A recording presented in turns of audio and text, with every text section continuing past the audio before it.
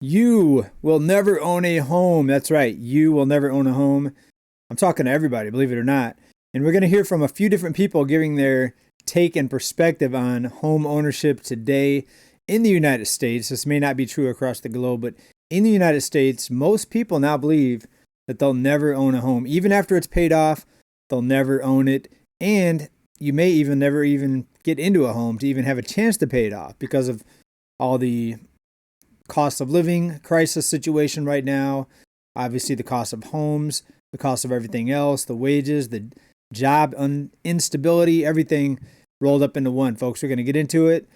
Let's hear from a few different people here, and I'd like to hear drop a comment. I'd like to hear what you think about this. Take a listen. Yo, I'm never going to own a house. I just accepted it. It is what it is. I'm not going to have a home. I was back in New York talking to my pops. I said, yo, Pop, how much you pay for the house we grew up in Brooklyn? He bought the house in 96. And it's a decent house. It's not really big. It's whatever. It's like a middle class, like 2-story, you know what I'm saying? Whatever.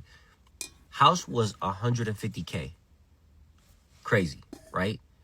Now, here's the next part. I said, yo, how much you had to put down for the 150? They had a deal for like first time homeowners in New York City in the 90s. 3% is what you had to put down. I'm like, trying to do the math. He just stopped me. He said, yo, $4,500. This man paid $4,500 for an entire home in 1996. Like, yeah, I'm not going to own a home. Like, what? If that was happening, so my pops at 31 and me at 31, he not going band for band with me. You know what I'm saying? He can't see me, but he got a house though. And I tell you this, I'm never going to have that. It's not going to happen. Wow, folks. A lot of people have just accepted that they will never own a home. They look at what homes used to cost, even in the 90s, which for some of us doesn't seem that long ago, right? Obviously, if you're 30 years old, the 90s was an eternity ago because you're probably, you were born in the 90s. But people have accepted the fact that they'll never own a home. But it gets even worse. Even when you pay off a mortgage, you work hard, do you really ever own it? That's the thing, because you have constant upkeep, maintenance that have to be done. Of course, taxes never go away. So a lot of people are choosing to never own a home, and they're accepting the fact that they'll never own a home. Let's take a listen to a few more people here. Start pushing for 50-year mortgages. He's done money. Honestly, what's the difference between a 50-year mortgage and just renting for life? Because I don't see the difference at that point. You see, before people used to buy their houses in their late 20s and 30s, and then they would never have to pay for rent again. They would just own the house. Obviously you have to pay for water and electricity, but that's better than paying 3K a month forever. So yeah, none of us are ever gonna own homes. Folks, this is the new view. The new view. I didn't mean to make it rhyme, but it's a rhyme. It's the new view. The younger people, right? Newer homeowners are looking to be homeowners, potential home buyers, have this view where it's all stacked against them. Right? It's just stacked against you, right? What did he say? He said, you used to buy a home in your 20s. That's true. My parents bought their first home. My dad was out of the Army. I think he said 23, he got his first home. And my dad was a very dysfunctional person. He was a heavy drinker. He missed a lot of work. He bounced around different occupations. And even he paid his home off early. Today, my dad today, being a 20-something, just coming out of high school or the military, or whatever, he would be probably homeless. Seriously, my dad today, who paid off his home early way back in the day, would probably be homeless today based on his functionality or dysfunctionality, I guess I should say, in today's cost of living world. I think he would be homeless, right? Heavy drinker, missed a lot of work again, bounced around from job to job, but still made enough, somehow scraped it up. Sometimes he had a farm for a while. That was kind of a backup income. Didn't always work a regular job, still paid off his home. What did he say? This gentleman right here that we just heard the video from here. He said, you used to buy the home in your 20s and it would be paid off within at least 30 years, right? Most people didn't have to refinance over and over, shuffling the debt around. trying to get a lower interest rate, right? People just paid it off eventually. Now they're introducing a 50-year mortgage, and it gets worse because the average age or the median home buyer age right now is 40, right? So we got a 50-year mortgage coming out. People on average now buy their home at about 40. You're never going to pay it off, right? You're lucky to outlive your mortgage. It's pretty sad to think about, but especially the younger people, and I hear it now because I've got an 18-year-old in my house, and he's telling me how impossible everything seems. And I live in California, all right? So I point that out to him. I'm like, son, you can move to Ohio. You can go here. Just leave your family, move away from everybody, and go to where it's more affordable. If that's your goal, is to own a home, you can do it easier in other states.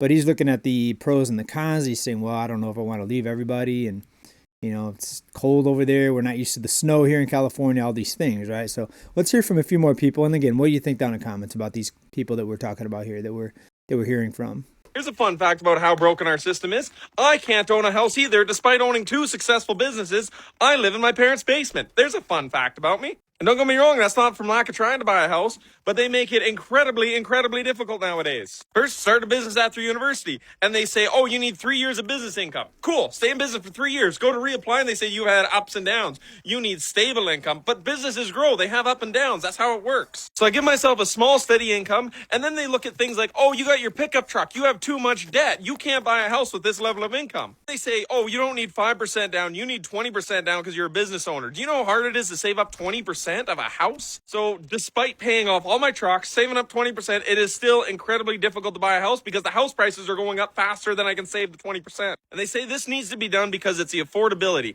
Despite running 2 businesses, they don't know if I can handle the finance of buying a house. Don't worry, you can buy an $80,000 pickup instead, $0 down. Oh man, I shouldn't laugh because this is not funny, especially if you're in the situation that these people are in. What he said was he owns 2 successful businesses, still has to live living at home with his parents' basement. I keep laughing when I shouldn't.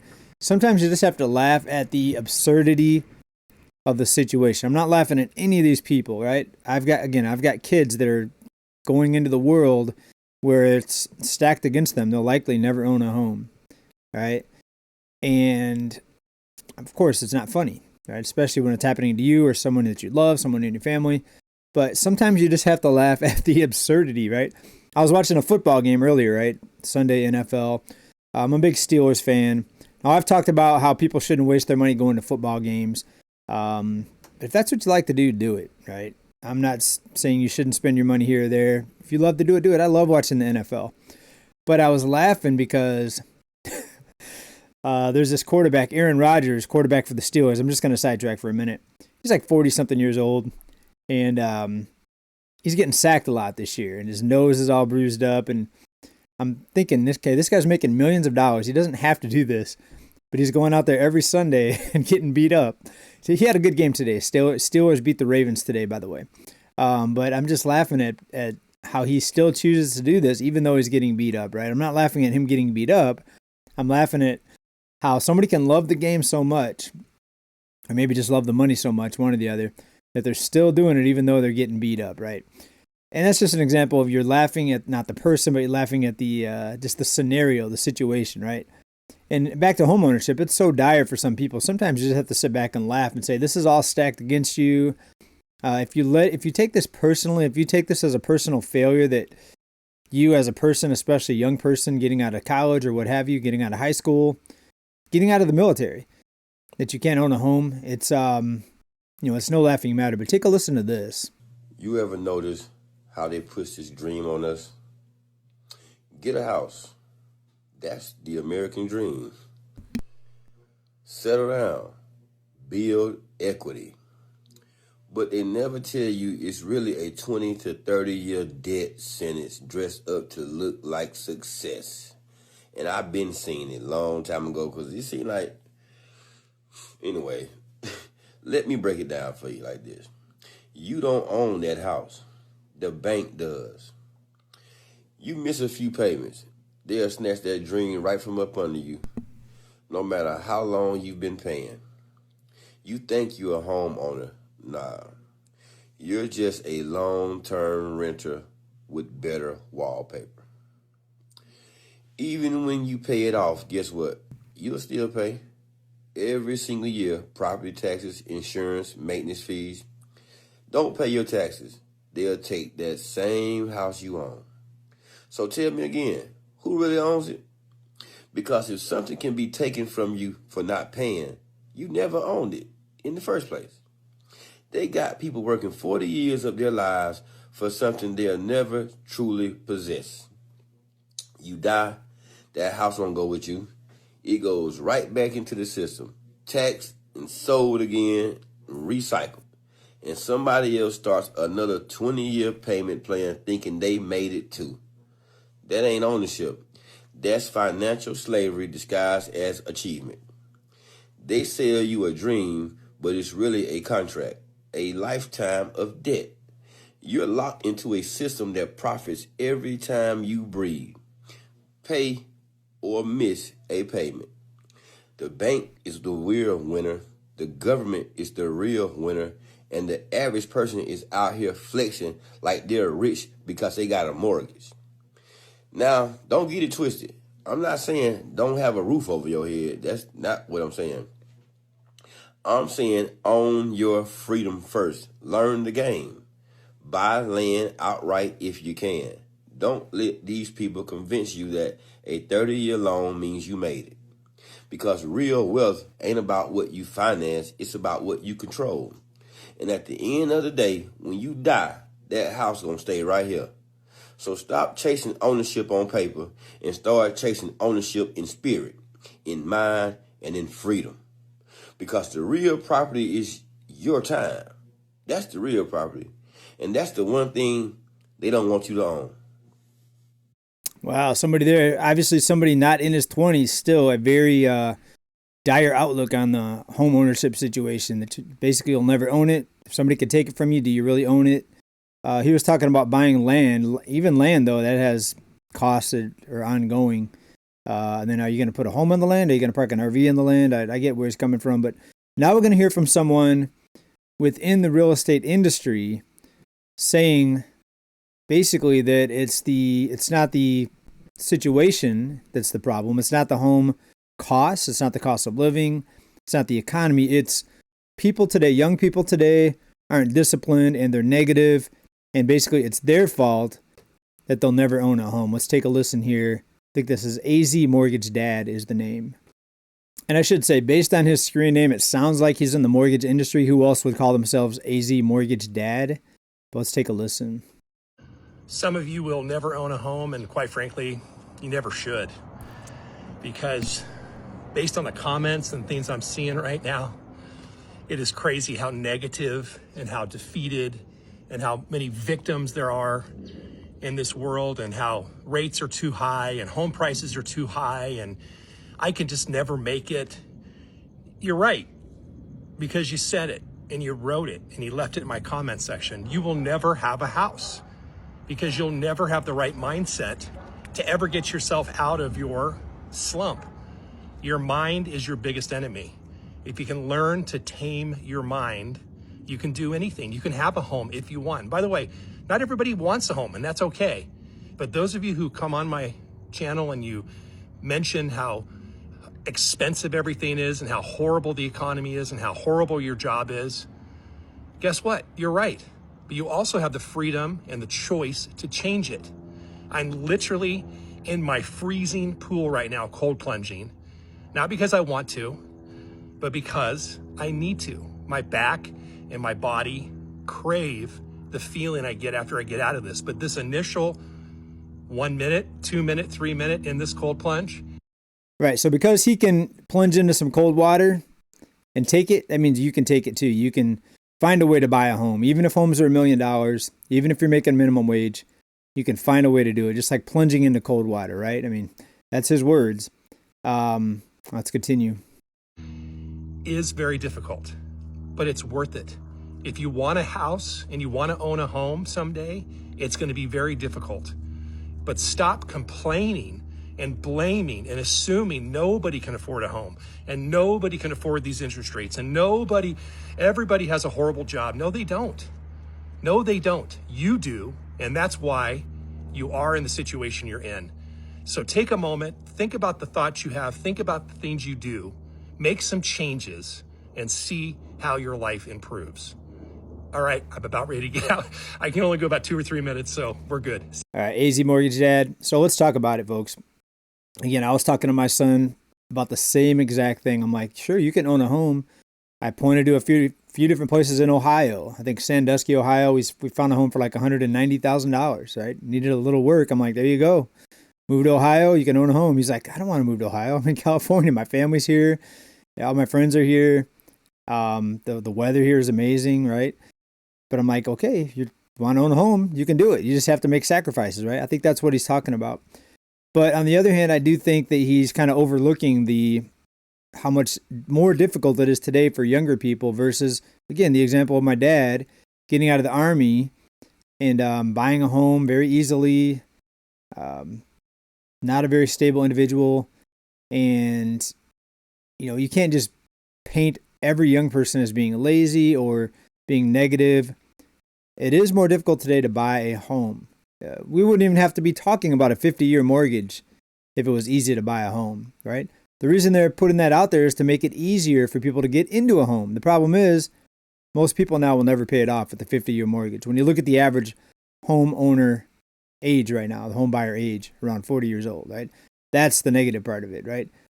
Would they even have to come out with a 50-year mortgage if we didn't have a problem with home prices right now? If there wasn't an affordability crisis, I would say every one of us here watching this would say no to that, right? She never wants to own a home. Take a listen. It's pretty interesting. I do not understand the point of owning a home. Not only do you have to pay an outrageous amount of money for a down payment on the house, but everything that breaks is then your responsibility to fix it. I don't have to bring my trash cans to the end of the street on trash night. All of my neighbors are super close, so I could just walk from apartment to apartment and meet friends easier. Anything that comes up, literally anything, I walk across the street to my leasing office, bang on their door. Wait, sorry, I got to rewind it. What was she talking about, her neighbors? Bring my trash cans to the end of the street on trash night. A lot of these videos, I don't pre-watch them. I go back later and edit out the curse words, but I don't pre-watch them. So sometimes I have to rewind it. What does she talk about her neighbors? All of my close, so I could just walk from apartment to apartment. I could just walk from apartment to apartment and meet friends. Okay. So basically she's saying that the benefits to renting and living in an apartment is you have all these potential friends all around. Okay. I guess you could look at that as a positive thing. Other people may look at that as a negative. That's more people making noise, more people complaining about your noise. More neighbors means if someone gets infested with cockroaches or something, they're going to enter your apartment. I mean, just talking here, different scenarios. Apartment and meet friends easier. Anything that comes up, literally anything, I walk across the street to my leasing office, bang on their door and say, hey, I need this fixed. Now I don't have to pay anybody. Yeah, you tell the leasing office you need something fixed and they're going to raise your rent each year. But people in homes too get their costs raised each year too. The cost of insurance is going up. And cost of maintenance, new roof now is outrageous. For it. You're telling me if I have a house, I have to call somebody in special to come and fix something, and then I have to pay them extra money to do it? I don't really think I'm interested in that. I don't want to mow my lawn, and I don't want to shovel snow in the winter. I just don't get the point of having a home. I do. Right. So a lot of people would agree with her that they don't see the point, right? Especially at today's home prices. I would disagree on the front that if you can get a home at a good price, then home ownership ultimately is better if you can get it at a good price. But if you're in over your head and you're scraping by, barely scraping by, and your house poor, and you're having to stress and struggle just to make that payment, it's not for everybody, right? So I don't think anybody is completely right or completely wrong. It depends on each individual's circumstance and situation. Homeownership is really just a never-ending scavenger hunt for competent people who won't overcharge you. Like, suddenly you need to know a guy for everything. And no one warns you about this phase. You buy the house, you get the keys, and all of a sudden everybody's like, hey, who's your gutter guy? Who's your chimney guy? Who's your weird sound in the wall at 11 p.m. guy? And I'm standing there like, I don't even have a regular guy. Like, I recently found a barber I trust, and you think I have a roofing guy on standby? All your homeowner friends are like, I'll give you my guy. He's the best. And before you know it, you got 5 guys named like Mike Drywall on your phone. But the craziest part is you start to become this person without even realizing it. And it's because you eventually do have a guy for everything. Put the name Mike Drywall in the home. I do that. I put the first name and who they are, their occupation or whatever. But that's only because you've either A, tried to fix the problem yourself and couldn't, or B, overpaid for the same problem 4 times. Like, you've been hit with enough unexpected labor costs or mystery fees to figure out who's actually good. It's not wisdom, it's just experience. Like, you're a battle-tested homeowner. Because half of homeownership isn't about maintaining your own house. It's about maintaining a list of guys who can hopefully help without taking you to the cleaner.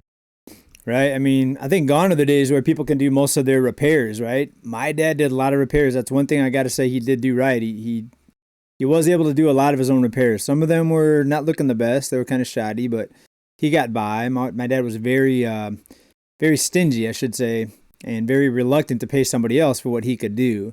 But people today that are really busy and having to hustle and work multiple jobs and side hustles and second, third jobs, gig economy jobs, trying to raise a family. I mean, you're busy.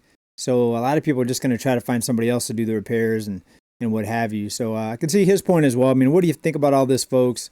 The attitude out there of the younger people that on one, home ownership's not even worth it no matter what, because you can make friends in your apartment building or those other reasons. 2, that if you do own it, you're never going to own it completely because you're always having something to pay. The bills never go away.